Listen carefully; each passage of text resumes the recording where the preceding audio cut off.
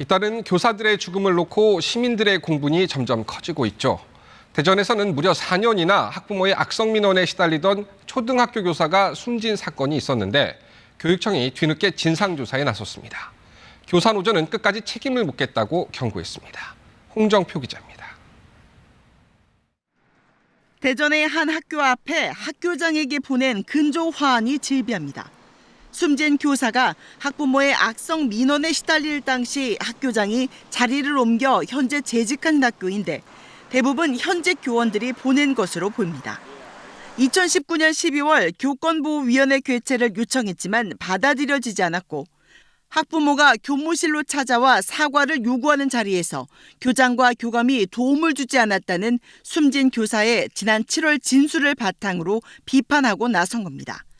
실제로 교사들은 학교장 등이 평판 관리를 위해 교권보호위원회 개최 요구를 묵살한 경우가 많다고 말합니다. 학교에서 뭔가 안 좋은 일이 생겼다는 게 소문이 나거나 이렇게 되다 보니까 관리자분들도 부담이신 거죠. 숨진 교사의 경우 학부모 민원을 받았다는 이유로 교원 정기 표창 추천에서도 제외됐던 것으로 알려졌습니다. 비판이 잇따르자 대전시 교육청은 뒤늦게 진상조사단을 꾸리고 교권보호위원회 요청 묵살 여부 등 숨진 교사의 진술서에 언급된 부분에 대한 현장 조사에 나섰습니다. 개선해 내야 돼요. 민원에 대한 부분, 그리고 학교에서 의사소통이 제대로 안 되는 것에 대한 부분, 이런 것들까지.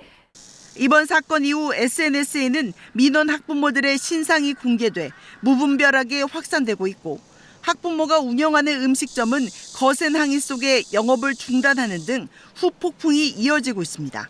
KBS 뉴스 홍정표입니다.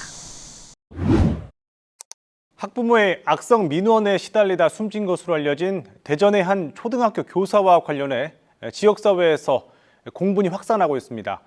해당 학부모가 운영하던 음식점은 결국 영업을 중단했고 SNS에는 개인정보가 무분별하게 퍼지는 등 그 후폭풍이 이어지고 있습니다. 정재훈 기자입니다. 선생님을 살려내라부터 사죄하라는 내용이 적힌 쪽지가 가게 유리창에 빼곡히 붙어 있습니다. 가게 입구에는 근조 화환까지 걸렸습니다. 학부모의 악성 민원과 고발에 지난 7일 숨진 초등학교 교사와 관련해 민원을 제기한 학부모가 운영하는 것으로 추정되는 미용실입니다. 변변씨랑 청소가 전화가 다 치워가지고 CCTV 확인한다고 토요일날 오전에 잠깐 나왔다가 이제 그 뒤부터 안 나온 거거든요. 인근의 또 다른 음식점 역시 분노가 적힌 쪽지로 뒤덮였는데 화가 난 시민들이 본사에까지 항의하면서 결국 영업 중단 조치가 내려졌습니다. SNS에서는 해당 학부모로 지목된 이들의 개인정보가 무분별하게 퍼지고 있습니다.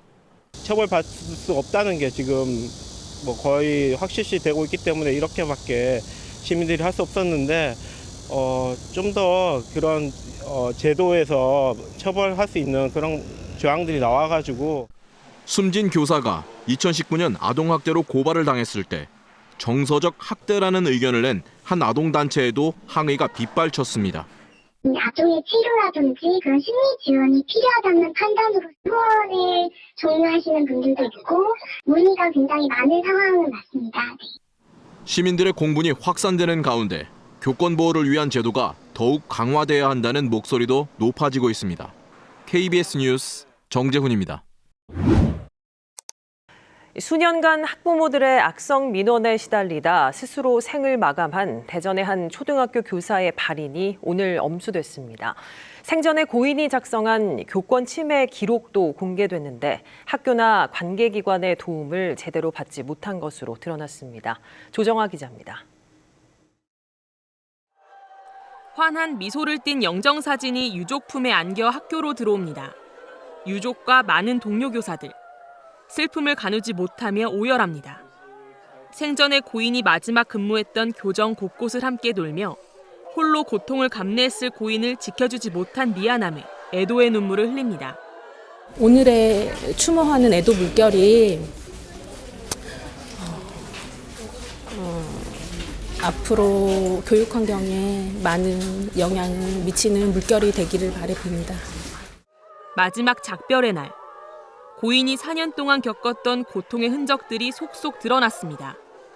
지난 7월 본인이 작성해 교사 노조에 제출한 교권 침해 사례 기록입니다.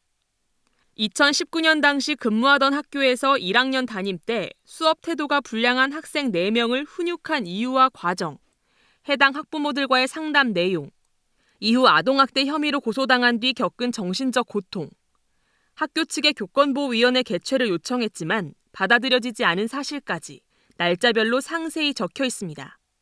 그 이후 2년 동안 이어진 고통은 동료 교사들의 증언으로 이어졌습니다. 아동학대 혐의에 대해 검찰에서 무혐의 처분을 받았지만 학년이 바뀌고도 계속된 해당 학부모들의 악성 민원에 담임을 맡을 수 없었고 이들과 마주칠까 봐 집 근처 마트에 가는 것도 두려워했다는 겁니다. 아마 학교에서는 이 선생님의 심각성을 제대로 인지하지 못하고 있었던 것은 아닌가. 순직 처리까지 요구를 할 예정입니다. 대전시 교육청과 경찰은 관련 사건에 대해 철저한 원인 조사와 규명을 하겠다고 밝혔습니다.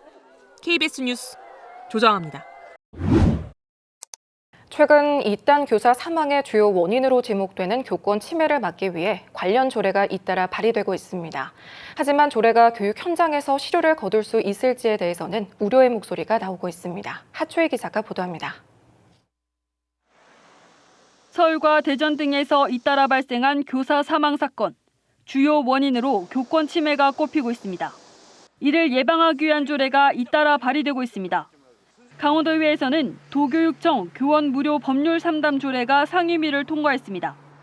교권 침해 관련 민형사 사건과 아동학대 신고 등에 교원이 무료로 상담을 받을 수 있도록 조례로 명시한 겁니다.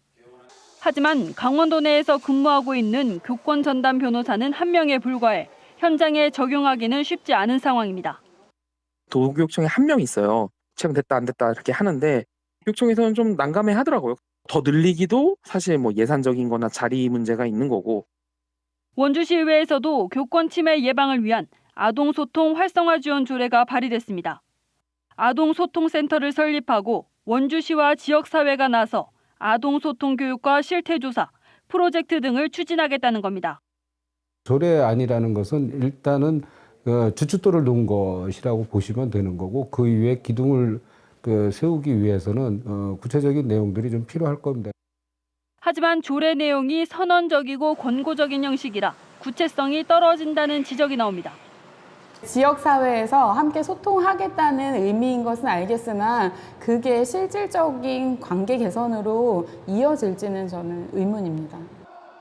교권 침해 보호를 위해 실제 교육 현장의 고민과 현실을 담은 실효성 있는 정책이 필요하다는 주문도 제기되고 있습니다. 안 좋은 일이 생겨서 다급하게 하지 말고 좀 기간을 두고 지금부터라도 10년 후가 됐든 5년 후가 됐든 좀 길게 생각을 하셔서 강원도의회와 원주시의회가 발의한 교권 침해 보호 조례안들은 이달 본회의 통과를 앞두고 있습니다. KBS 뉴스 하추입니다.